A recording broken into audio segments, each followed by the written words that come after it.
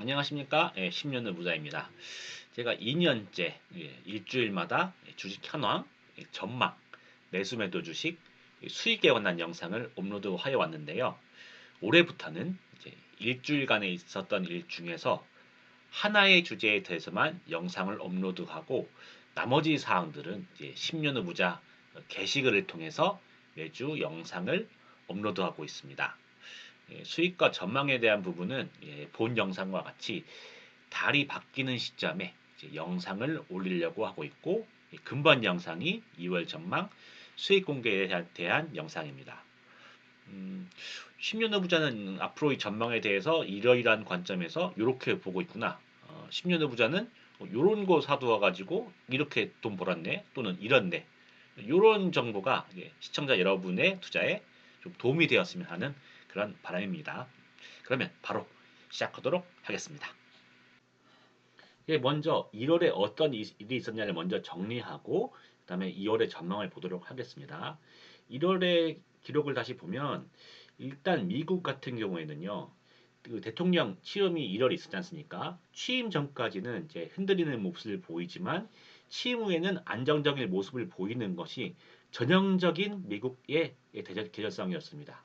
그런데 이번에 어떠냐 싶으면은 일단은 취임 후에 1월 20일 날 이후에 이제 오르는 모습을 보이고 그 전에 흔들려야 되는데 흔들리는 모습을 보이다가 취임 전부터 일단 올라줬어요. 올라줬는데 막상 취임을 하니까 그 취임 이후에는 좀 빠지는 모습, 그런 모습을 좀 보였습니다. 그리고 코스피 같은 경우에는요, 1월 초에 반등을 했지만, 워낙 10월에 워낙 많이 빠졌으니까, 1월 초부터 반등을 했고, 너무 반등하다 보니까, 이 코스피 왜 이러지 싶었는데, 아니나 다를까, 다시 벽에 부딪힌 모습을 보이면서 횡보하는 모습을 보이고 있는 상황입니다. 자, 2월의 전망을 이제 보면은요, 일단 2월의 전망은 일단은 기본적인 계절성은 2월 중순까지는 좋아요. 발렌타인데이까지는 좋다가 그 2월 중순부터 안 좋아지기 시작한 다음에 3월 중순까지는 계속 변동성을 보이는 그런 모습을 보이거든요.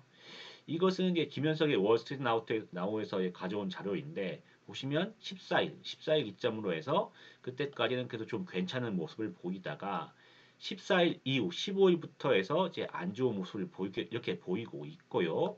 이게 3월로 가면은 3월 초엔 잠깐 좋아요. 잠깐 좋다가 그 후로 중순까지는 계속 빠지는 모습을 보이고 3월 중순부터 4월 끝까지 아니 4월 마지막 주 하나 전까지 계속 좋은 모습 보이다가 마지막 주에 좀 삐끗하는 모습을 보이는 것이 전형적인 2월, 3월, 4월의 미국 계절성의 모습입니다.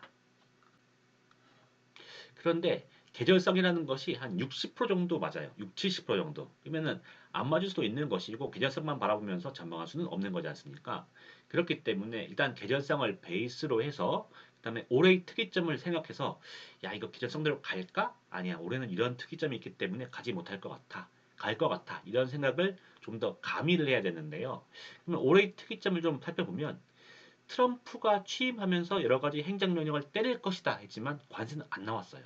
그러면서 2월이 됐는데 2월 1일부터 또는 2월 4일부터 관세를 때린다. 이건 변함이 없다라는 말을 하면서 트럼프의 정책이 이제야 이제 불확실성이 이제야 시작되는 모습을 보이고 있어요. 그렇기 때문에 2월 초부터 이제 관세 때리기 시작하고 또 4월까지는 이제 관세 부과를 검토한다고 하면서 4월에 되면은 때리거나 이렇게 때릴 것 같으니까 불안하다. 이런 식으로 해서 시장이 흔들리는 모습을 보일 수 있겠죠. 이런 걸 감안해 보면 결국 중순부터 2월 중순부터 3월 중순까지는 원래 좋지 않은 그런 계절성을 가지고 있는 시즌성이 있는데 하필 트럼프가 그때 들어서 이제 관세다 뭐다 하는 얘기들을 새로운 정책들을 얘기하다 보면 그것 때문에 더 흔들리게 되지 않을까. 그렇기 때문에 제가 보기에는 보통 한 6월 전까지 한 두 번 정도 오프 조정이 와요. 그런데 원래 그것이 오는 시기에 그렇잖아도 불확실성이 좀 가미되었으니 그냥 좋지 않은 시기 2월 중순부터 3월 중순까지 그리고 4월 말에 있는 이 부분 그리고 5월 넘어가는 부분 이 부분에 대해서 무사히 넘어가긴 힘들지 않을까 한 5% 정도 조정이 있지 않을까 하는 것이 저의 전망입니다.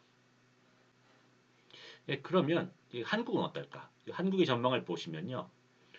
일단 한국은 제가 해보니까 미국에 있는 그런 계절성을 그대로 가져와서 적용하면 더 안 맞아요. 잘 안 맞아요. 원래 저 계절성이 60%에서 70% 맞는 건데 한국까지 다시 가져와서 적용하면 더 안 맞습니다. 왜냐면은 한국 원래 계절성이 60, 70% 맞는 것도 있지만 미국과 한국이 상관관계가 60% 되거든요. 그렇기 때문에 다시 거기다가 60에서 70을 곱하면 결국 뭐 반반 정도니까 더 안 맞게 되는 거죠.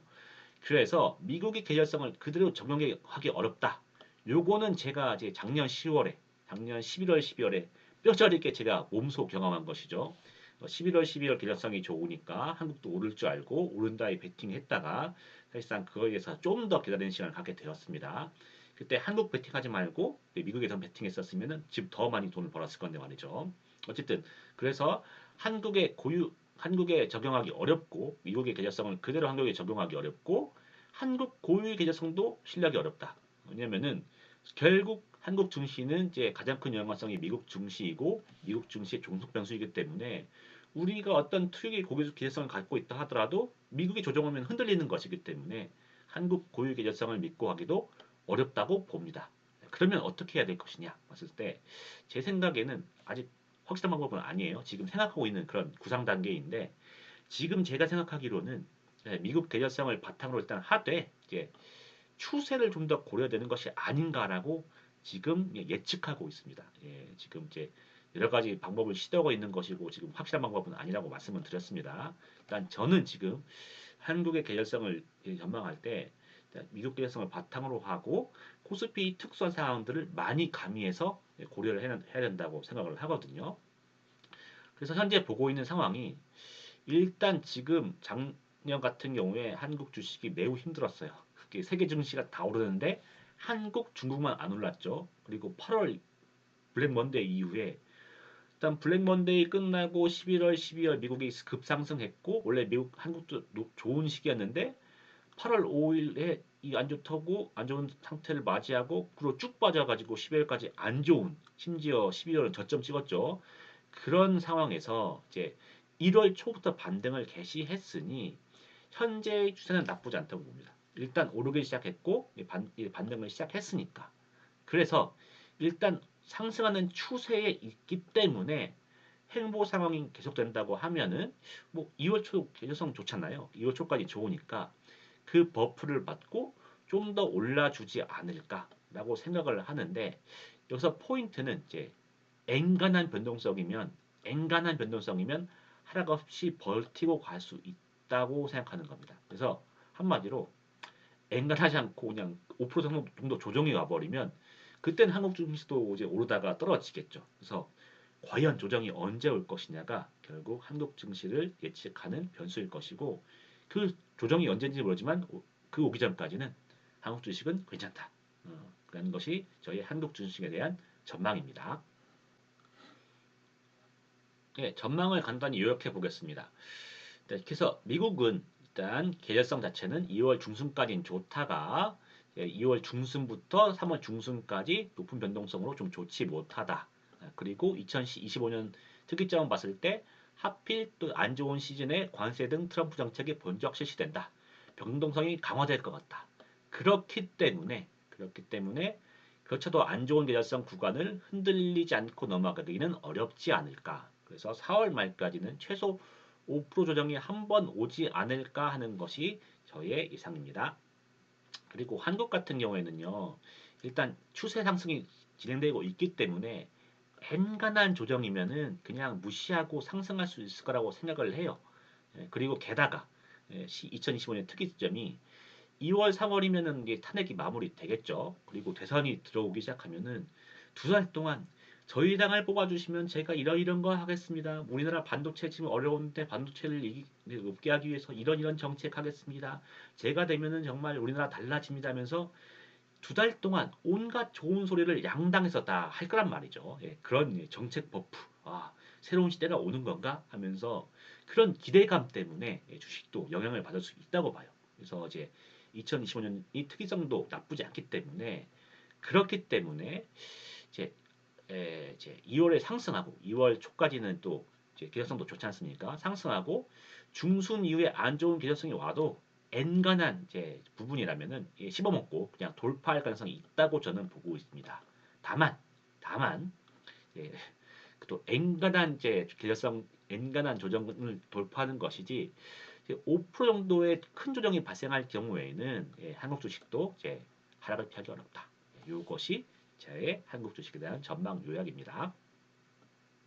그래서 미국 조정 마상 시까지 한국 주식은 좋을 것이라고 정리할 수 있겠네요. 자, 그럼 전망은 봤고요. 전망을 바탕으로 저는 어떻게 대응하려고 하는지 그에 대한 생각을 전달드리도록 하겠습니다. 미국 같은 경우에는 제가 이제 트럼프 관세도 있고 또 2월 중순부터 3월 중순까지의 안 좋은 기대성 때문에 흔들릴 수 있다고 보고 있지 않습니까? 그렇기 때문에 지금 주식을 그냥 그대로 들고 가기보다는 이제 어느 정도 트레이딩하면서 이제 그 이익을 좀 극대화해 보려고 하고 있어요. 그래서 TQQQ 이런 거는 좀 트레이딩 방식으로 좀 운영을 해 보려고 하고 있고요. 그리고 조정이 왔을 때 조정이 오는 이유는 아마 인플레에 대한 우려 때문이라고 생각을 합니다. 그래서 이제 인플레 강한 주식들이 좀 괜찮지 않을까 생각을 해서 크래프트 하인즈랑 발레 이미 지금 가격이 많이 떨어졌거든요. 그래서 크래프트 하인즈는 30달러 이하, 발레도 지금 가격도 괜찮긴 하지만 9달러 이하면 더 좋을 것 같아요.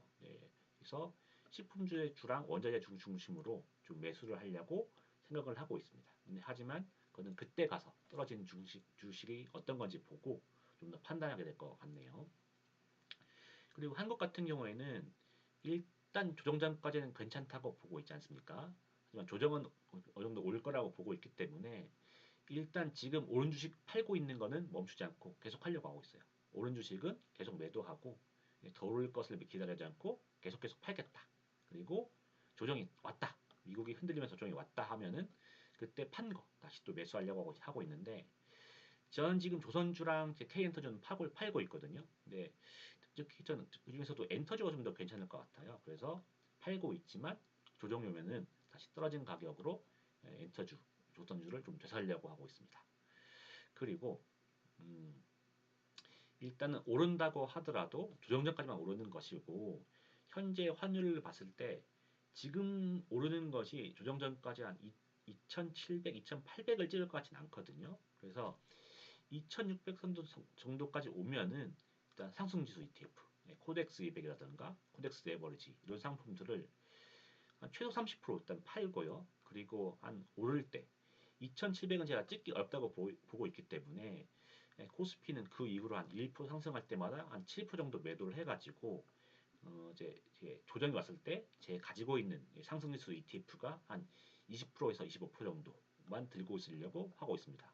왜 안 팔고 이 정도 가지고 있냐라고 하면은 더 오를 수도 있고 제 생각도 안 될 수도 있으니까. 그래서 어느 정도 핵심 물량만큼은 그냥 들고 있을 수 있는데 일단은 제 예상 자체는 이제 이 정도가 한계가 아닐까 싶어서 이 정도 한 7, 80%는 덜어내고 가고 요정 때 다시 산다. 이런 것을 기본적으로 생각을 하고 있습니다. 왜 2600이냐라고 물으신다면은 제가 보니까 한번 이제 사이클이 등락을 했었을 때 기존 저점 대비 10% 이상은 올라가는 것 같더라고요. 그렇기 때문에 기존의 저점이 2360이었기 때문에 10% 지점 2596 이상은 한번 찍어주지 않을까. 그래서 2600 넘기고 2600 이상에서 어느 선에서 멈추고 조정을 맞이하지 않을까. 그러면 그때 되면은 한 5%는 떨어질 거니까 그때 가서 판 만큼 되사지 뭐라고 생각을 하고 있습니다. 그리고 뭐 추가적으로 삼성전자 같은 경우에는 똑같이 그러면 이렇게 올랐을 때 좀 팔고 나 지금 되사면 되는 것이 아니냐라고 생각할 수도 있겠지만은 지금 너무 저점에 있어서 제 생각대로 안 되고 쭉 올라 버리면 제가 너무 낮은 지점에 많이 팔게 된 거지 않습니까? 그렇기 때문에 이거는 그런 트레이딩의 기교를 안 부리고 그냥 쭉 가려고 해요. 그리고 팔진 않지만 떨어지면은 더 산다. 가격이 좋기 때문에 그렇게 생각을 하고 있습니다. 자, 마지막으로 이제 수익 공개입니다.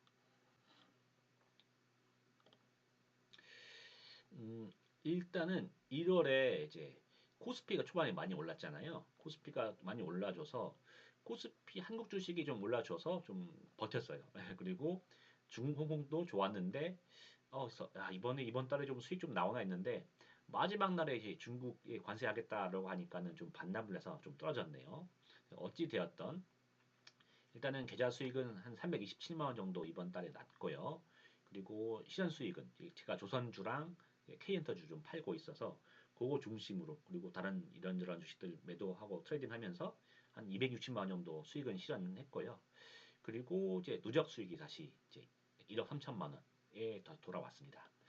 제가 작년 10월 4일인가 그때에 이제 중국 주식 많이 오르는 거 버프를 받아서 1억 3천만 원 찍었는데 그 후로 이제 11월, 12월 한국 주식이 안 좋고 중국 주식이 안 좋다 보니까 계속 하락을 하다가 그래도 이것저것 트레이딩하고 한국 주식도 오르고 해서 다시 또 꾸역꾸역 올라와서 다시 또 1억 3천만 원을 재돌파하게 되었습니다. 그리고 이제 신용대출도 이제 저번 주 1월 초까지만 해도 1억 3천이 넘었었죠. 근데 다행히도 이제 어느 정도 조선주라든가 K엔터주 올라줘서 그 좀 팔다 보니까 700만 원 정도는 줄여서 레버리지는 한숨을 돌린 상태고요. 한숨 돌리니까 이제 또 항상 그렇듯이 다시 또 사고 싶은 주식이 생겨서 삼전병이죠. 삼성전자 사고 있고 화장품이라든가 뭐 이제 이런 거 좀 사고 있고요. 그리고 조정이 오면은 엔터 주식이라든가 K유에 화장품, 삼성전자 더 살려고 마음을 먹고 있는 그런 상황입니다. 그리고 증빙을 좀 붙였는데요. 이제 증빙 붙였는데 보시면은 이제 한국 주식 220만 원 정도 팔고 해외 주식과 40만 원 정도 팔아서 260만 원 정도 이제 이번 달에 수익을 실현했고요. 그리고 요것이 한국 주식이고 요것이 미래세 주식인데 보시면은 금액이 정확히 일치하진 않아요. 근데 보시다시피 이제 제가 그보다 더 작은 수익을 잡고 있기 때문에 뭐 문제는 없을 것이라 보고 있고 그리고 미래에셋은 또 이렇고요. 그러면 대신증권은 왜 없냐라고 말씀하실 수 있는데 대신증권은 이런 정보가 제공되지가 않아요. 이렇게 얼마 벌었는지에 대한 정보가 안 나옵니다. 그래서 나오려면은 현재 계좌를 찍고 이제까지 누적된 수익이 얼마인지를 찍어줘야 되는데 심지어 이 누적 수익도 달러로만 계산돼 있어서 정확하게 잡히지가 않아요. 어, 그래서 뺐는데 그래도 뭐 그래도 붙일 걸라는 생각이 지금 드네요. 다음 달부터는 그것도 내용 붙일 수 있도록 하겠습니다. 네, 그러면 이렇게 이제 이번 달의 내용을 정리했고요. 전망이라는 것이 뭐 잘 안 맞는 부분이 있고 사실 전 대응이 더 중요하다고 보거든요. 그때그때 시황을 보면서 또 바뀌는 사항이 있으면은 뭐 게시글 또는 영상을 통해서 내용을 전달할 수 있도록 하겠습니다. 그러면 다음번에 좀 더 좋은 영상으로 인사를 드릴 수 있도록 하겠습니다. 도움이 되셨다면 구독과 좋아요를 부탁드리겠습니다. 그러면 다음에 뵙겠습니다. 감사합니다.